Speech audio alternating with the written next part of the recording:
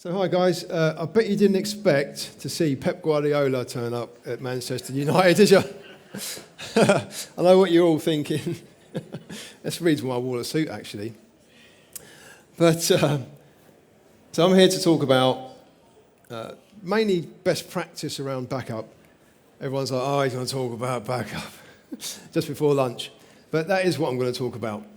Main reason being is we backup solutions, data protection solutions, DR solutions, whatever you call them, they are the last line of defense. When all that other stuff that's great doesn't work, we are your last line of defense. Okay? So that's really what I'm going to talk about. So my name is Carl, not Pep, or Carlos, sometimes I'm referred to. Either way, I'll get called Spanish names. But I am going to talk about data resilience. Okay? I've been in the industry for 34 years now. I used to work at software companies all the time, Computer Associates, when I first started, or CA Technologies. Who remembers CA Technologies? Yeah, a few of you? Cool. Well, those guys acquired a company called Arcserve, or Cheyenne Software, in roughly 1996. And then Arcserve became independent in 2014. So I decided to move with Arcserve because I love backup and I love storage at the time, and I still do. And so that's really where I come from, and I've worked with thousands of different customers in different verticals. You name it. I've probably worked with them, and I've helped them build data protection solutions, helped them with their DR plans in different verticals as well. Okay, mainly so healthcare, commercial, manufacturing, public sector, local government. You know, and they all have exactly the same journey almost, and that is around getting to that best practice of data protection, which I'll come into across these slides. But they all want to protect their data. That's first and foremost. Now, data is the lifeblood of every business. It makes you very competitive, or it can help your business grow. And so you really want to protect it. It doesn't matter how much you have of it either. You could have 1 gigabyte or a petabyte of data, or even more. Okay? And this is really the key thing here, protecting that data as best you can. There are a couple of challenges that go along with that, as we all have heard today. One of them is the fact that data is growing exponentially.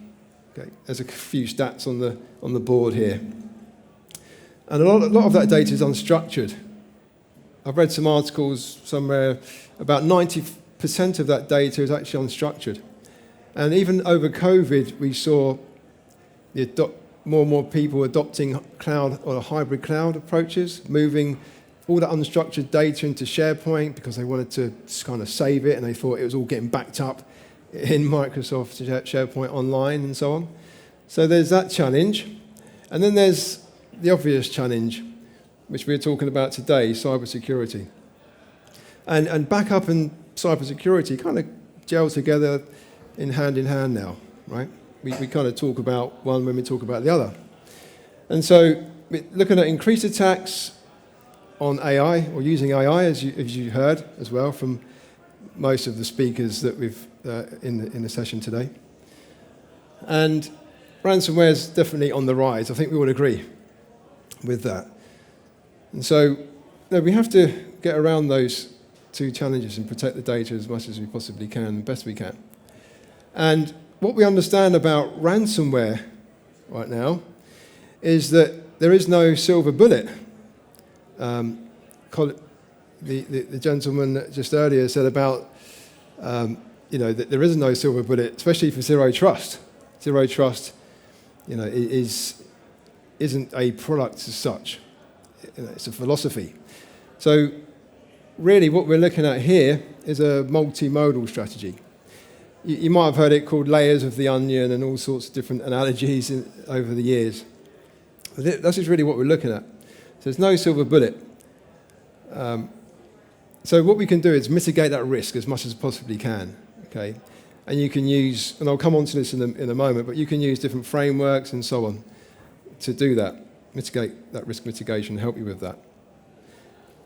But when you get hit by an attack, resilience, and I don't think anyone said this today, resilience really means how quickly you can recover after a disaster. Yeah? It's used in everyday life, the word resilience. How resilient is this person? How resilient is this product? And that's really what it means, is how quickly can you recover after a disaster. And so you've got all of these different layers, and backup kind of fits on this yellow bit here, if you like, or data protection, or DR. So I'm going to be focusing on kind of these bits as I go through today. It's not going to, this session before lunch, I'm not teaching you to suck eggs. It's just to kind of take a step back and just refresh the knowledge that we've already picked up. Okay. So again, everyone talks about this. No matter what website you go to, if you Google 321, every backup vendor, DR vendor, is going to be talking about it. There's a good reason for that, of course, because it is the number one best practice. And again, as I say, everyone's on a journey, okay? Everyone's on this sort of journey to get to this point. You might be there already, which is great, but not everybody is. And I know that because I talk to customers every single day. And there's some customers that haven't got to this complete journey yet. The 321 rule, you may or may not know, wasn't really invented by a photographer, but it was made more prevalent in the industry from this photographer's book. Can't remember his name off the top of my head, but just Google photographer and 321, you'll find it. It isn't Dusty Bin that we all know. I don't know if everyone saw that show, 321. But effectively, what it means is having 2 backup copies of your data. Okay? And that's really what we're aiming for as a bare minimum. 321 best practice is also endorsed or talked about in NIST frameworks. It's talked about in National Cybersecurity Centre on their website. It's talked about on NHS Digital, or what was NHS Digital. Cyber insurance, it can even lower the premiums for your cyber insurance as well, if you're following the best practices. Okay? And it's mentioned in all of them. And so what's happening here is you've got your workloads on premise that you need to protect. Databases, unstructured data, structured, etc. So you need to protect those. So your first backup copy could be a local appliance. So who here has still got on-prem servers?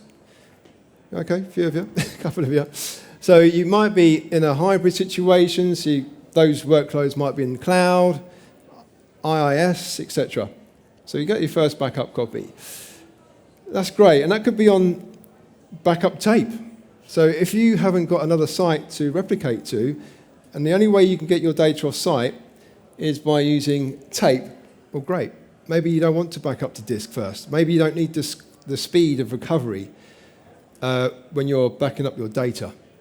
I still work with customers that only back up to tape today because the data, yes, is important, but it isn't mission critical. They still want to back it up, but they don't have to recover it in a timely manner. But they don't want to get hit by a ransomware attack and lose everything either.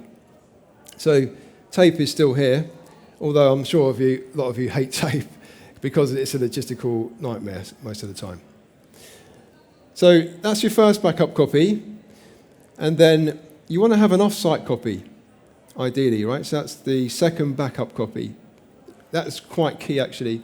And that should be very secure, whether it's through logical firewalls, logical immutability, physical access to that appliance should be made. You need to have EDR on that appliance, whether it's ransomware, AV, or both, on that appliance. Because I've seen customers get hit by a ransomware attack, and the first thing that the threat actor does is they target the backup server so that you can't restore. And many of you might have experienced that, or some of you might have experienced that yourselves.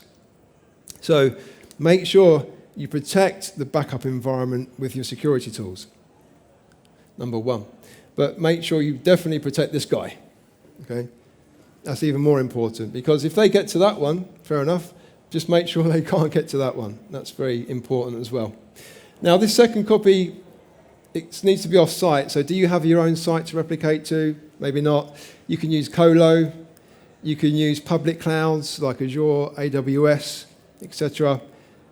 It's your choice where you want to deploy this second backup copy. But make sure it's at least 15 miles away. Some of you may remember Buncefield disaster, oil refinery blew up and it affected everything around it.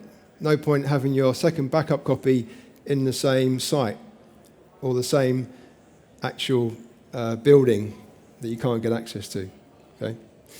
Now, the extra one on there really comes from the ransomware issue that we have, or the challenge that we have. So that extra one there just really means having a mutable copy of your data. Okay? So you've got the 2 backup copies and 1 off-site. The next one would be a mutable copy. And that could be, again, tape is pretty good at that, because tape is a physical bit of media that isn't attached to the network. And you can put that in a file safe. And no, there's not a hacker in the world that can get access to that, because it's not network attached. You've also got the adoption of cloud object stores as well. So Wasabi is a good example of that, probably one of the lower cost storage options for having a second backup copy. Or you can have an on-prem copy or a private cloud of your own. So this is really key. And again, some of you, or most of you, are in either cloud or you're in a hybrid architecture.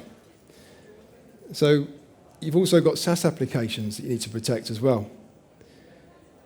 So guess what? The rules that apply to the on-prem also apply to cloud data. No surprises. And I'm sure that many of you know that already. But I saw a survey done recently that 22% of respondents knew that they had to back up their cloud data. Only 22% out of 100. Yeah? So we can't take it for granted that everybody knows that they need to protect their cloud data. Okay? And by that, I'm really meaning SaaS applications mainly. And so the rules are the same: 3 copies of the data, store it on 2 different devices, have 1 off-site. Okay? So the cloud data as well potentially could have immutability, but effectively it works exactly the same as how we need to protect the on-prem data. Okay. So that brings me to talk about the cloud data and the shared responsibility model. Who's heard of, quick show of hands, who has heard of the responsibility model? Shared responsibility model. Okay. Good. I'm sure most of you have. Who is a Microsoft 365 user? A lot of you, right? They're taking over the world, Microsoft, okay? And it's great. It's a great product. Now, it's not just Microsoft that have this shared responsibility model. Other SaaS applications and clouds do as well. But it's your responsibility to protect the data. Okay, no surprises. Microsoft make the platform resilient. So if you lost everything tomorrow, they'll make sure you get it back. Yeah? But if you just lose some of that data, maybe it isn't in the recycle bin past 90 days, that data's gone. They're not backing up your data. They're just making it resilient. And that's the key thing to take away. That's the difference between a resiliency and DR, disaster recovery. Okay? So they're looking after your data, your devices, your endpoints, your identities, your accounts. Sorry, that's just your responsibility. And they're looking after the infrastructure. Yeah? And the key thing there as well is when you're doing a backup, especially if you're using Microsoft 365, do you really want to be storing your backups inside of a Microsoft platform like Azure as well? Probably not, because it isn't really true 3-2-1 best practice. So in terms of Arcserve and what we offer, we have 7 data centers worldwide, bringing on an eighth as well, so that customers that are using Microsoft 365 or other key SaaS applications, they can back up the data outside of that environment, outside of Azure, okay, to different locations. And those locations will be protected against, or they'll be ransomware proof as well, okay? So, for example, Microsoft only also give you 5 nines of availability. Okay, I actually thought it was more than that, but it's literally 5 nines, which is quite a lot. But it means that if something goes wrong with Azure, you can still get access to your data. Okay. And we talked a lot about data now, right? Data and protecting data and how you should back it up. It's going to be your last line of defense. Okay. Which is great, but we also need to protect not just the data plane, we need to protect the control plane. Zero Trust is a good example of that, but also Entra ID. I don't know about you, but I log into Entra ID and I'm challenged by it every few days to change my password or log in again. And that's the way I get access to my apps, right? No matter what you're accessing. And it's important.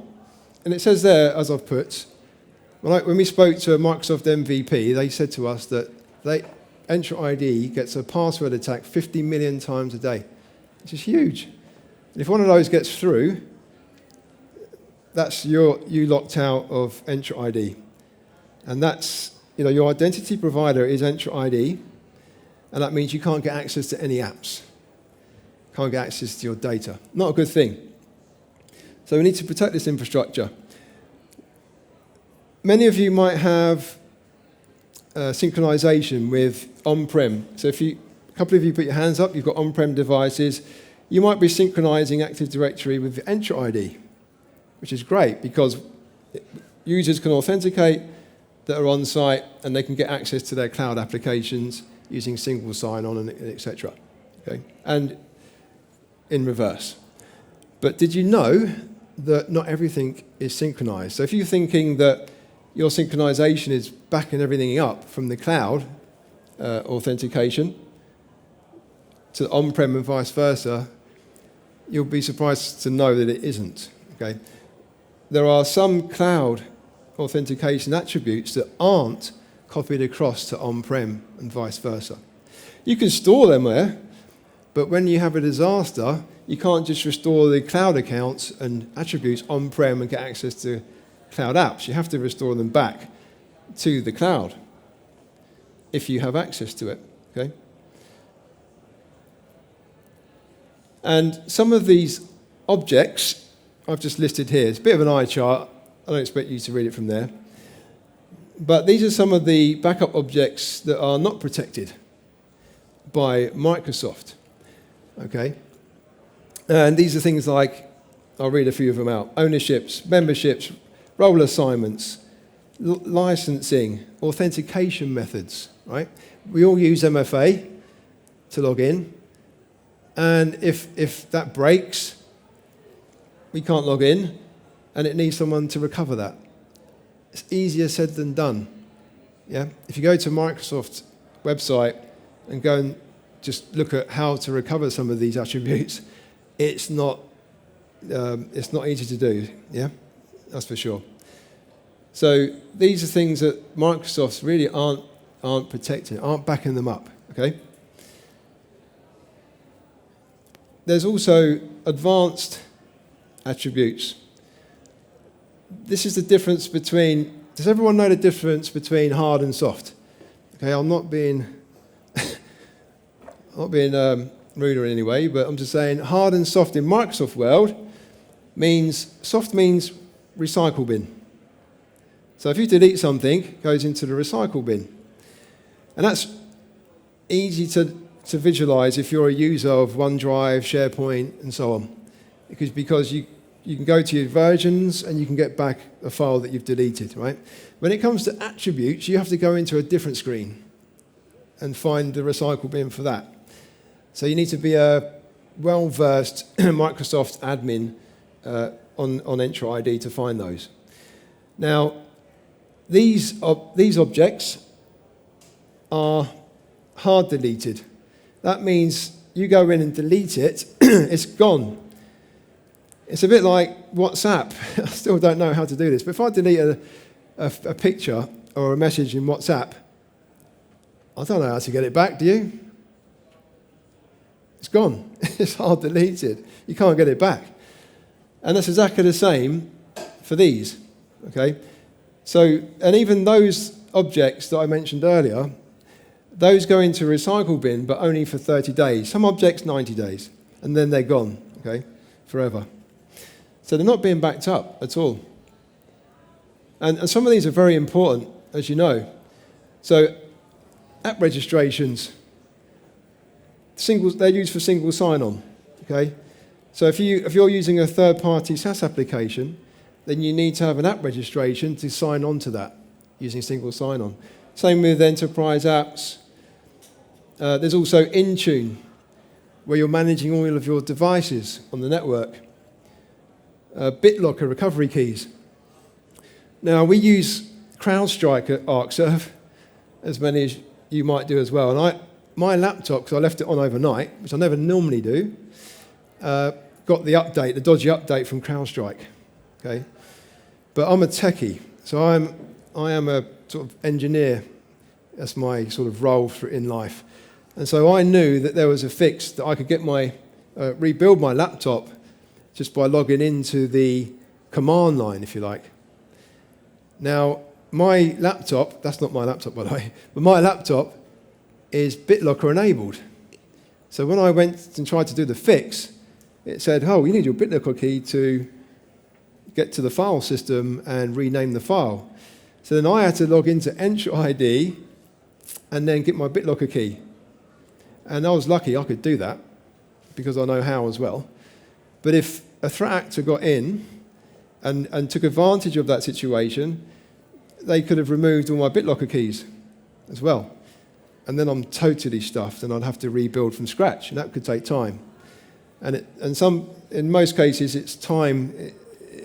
Not everyone has the time, right? I live in London, so I know that time is very important. So, because nobody gives you time in London, is what I mean. So that's just really what we're trying to do. We're trying to make it easy for you to back up and restore those attributes, okay? To get back to that resilience as fast as possible. Recover from a disaster, and I'll go back to that as well. Key SaaS applications that we support are sort of listed here. These are the key SaaS applications that have mature APIs. So you might think, well, what about all the other SaaS applications that are out there? They're not listed because they don't have mature APIs. So we only work with SaaS applications that have mature APIs behind them. Okay, so that's, for example, Microsoft 365, Entra ID. You've got here Dynamics, Google Workspace, Salesforce, obviously Zendesk. And there'll be more to come, things like Power BI that we seem to be more reliant on these days as well for automation. So that will be coming as well. So really, to sort of summarize, when you're not only protecting on-prem, but to summarize our service to protect SaaS applications, firstly, we go above and beyond the 3-2-1 best practice because the service is giving us 4 backup copies across 2 Tier 4 data centers, wherever that might be in the 7 regions. The solution itself is very easy to acquire because it's user-based. So no matter what Microsoft license you have, it could be E1, could be A1, whatever it might be, we just license per user. The good thing about that is you don't have to worry about how much data there is either, okay? And we're unlimited storage, which is even more good news for those of you that are migrating into SharePoint online, for example, and you're worried about how much data you're pushing up there or OneDrive.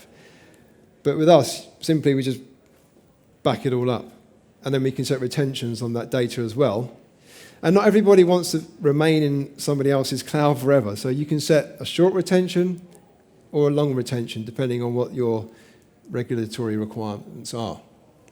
Most of the customers I speak to, the first thing they want to know is how to exit somebody's cloud. Yeah, just like we all do at home, with our gas bills. We always want to move around, or service providers. This is no different. So if you're looking at cloud solutions to do backup, always ask that question, how can I exit your cloud? Do you give me back my data, etc.? Okay. The product itself, I'm not going into all the details, but it's very easy to use. So if you want to know more, come and speak to me on the stand. But the benefit that we give you, because we back up outside of Azure, you still have access to your data. So for example, if you don't have access to Azure for any reason or Entra ID and you're locked out, you can just log into our platform and get access to your data. You can search it, you can preview the data. It's all in there for instant recovery. Again, going back to that speed of recovery. And it's very secure. So it is ransomware proof. For those of you that know or want to go more technical, it's using blockchain technology, which is what most of the software-defined storage platforms out there do. So we want to make sure it is ransomware proof so that it is immutable, cannot be changed or deleted. Okay? So as I said before, and I keep repeating, we are your last line of defense, just like a Man United goalkeeper. So I don't want to keep you from lunch. Thanks for listening. Come and see me on the stand. I'm around for the rest of the day.